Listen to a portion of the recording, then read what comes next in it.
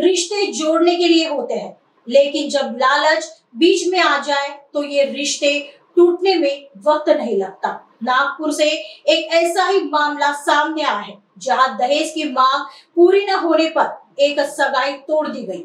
नागपुर के Jaripatka police station में दहेज मांगने के आरोप में 3 लोगों के खिलाफ मामला दर्ज किया गया है। शिकायतकर्ता 26 वर्षीय शिवानी वासुदेव बोम्बार्डे, जो वर्तमान में जरीपटका के महावीर नगर में रहती है। उनका रिश्ता काटोल रोड निवासी उमेश नीलकंठ देशभरतार के साथ तय हुआ था। दोनों की सगाई यानी साक्ष्यगंध का कार्यक्रम भी संपन्न हो चुका था। बताया जा रहा है कि 22 फरवरी से 27 फरवरी के बीच मुख्य आरोपी उमेश ने शिवानी को फोन कर धमकी दी।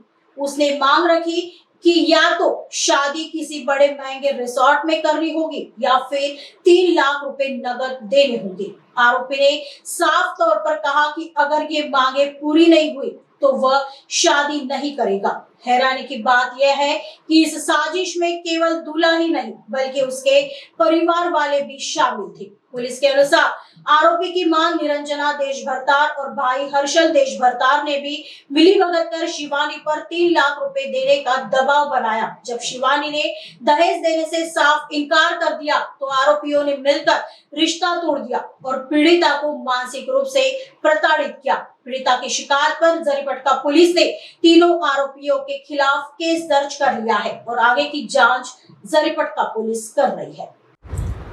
पोलीस ठाणे जरीपटका येथे फिर्यादी नामे शिवानी वासुदेव बोबार्डे, वय 26 वर्ष, राहणार वार्ड क्रमांक 4, डिफाम कॉलेजजवळ, बौद्धविहाराजवळ, आमगाव, गोंदिया।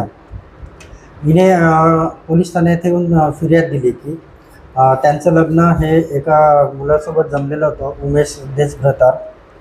तर त्या मुलाकडच्या लोकांना मुलगी पसंत आल्यामुळे त्यांनी मुलीसोबत लग्न जुळवून तिथला टीका वगैरे लावला आणि लग्न जमवले।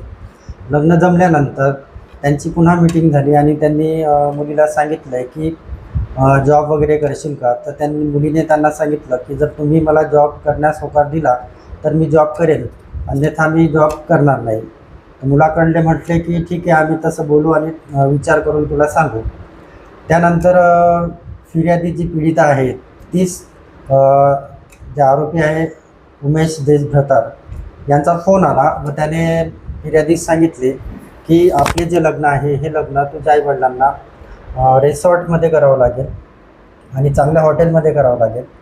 तर फिर्यादीने त्यांना सांगितलं की माझ्या आईवडिलांची परिस्थिती गरिबीची आहे, ते इतका पैसा देऊ शकत नाही आणि त्यांची हलाखीची परिस्थिती असल्याने तो इतका खर्च करू शकण्यास ते सक्षम नाही। तर हे ऐकून फिर्यादीने आरोपीने फिर्यादीस फोन करणं बंद केला।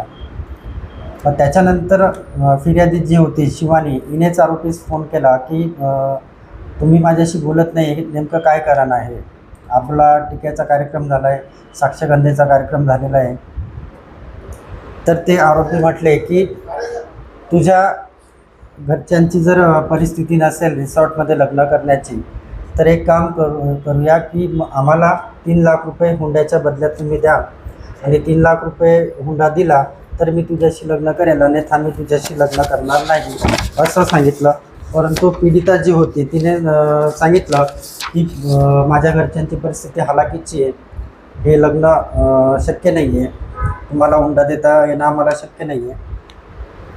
या कारणास्तव सदर आरोपींनी फिर्यादीसोबत जो साक्ष्यगंधेचा कार्यक्रम केला होता तो त्यांनी मोडला आणि पैशाची मागणी केली। म्हणून दिनांक 18/3/2026 रोजी फिर्यादी ज्यावेळेस पोलीस स्टेशन जरीपटका येथे आली त्यावेळेस हुंडा अधिनियम 1961च्या कलम 3 आणि 4 नुसार 3 आरोपींवरती गुन्हा दाखल करण्यात आला आहे।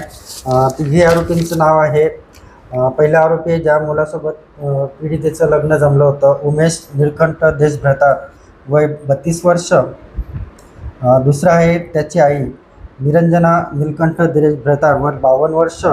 आणि तिसरा आरोपी आहे भाऊ हर्षद नीलकंठ देशभ्रतार, वय 28 वर्ष।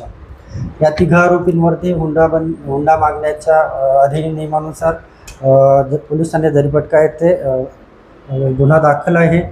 सदर गुन्हा हा पोलीस उपनिरीक्षक अक्षय ठाकरे यांनी दाखल केला असून सदर गुन्ह्याचा पुढील तपास या महिला पोलीस उपनिरीक्षक कल्पना कटारे या करत आहेत आणि त्यातून आता काय निष्पन्न होतं आहे ते तपासातून ठरवलं जाईल.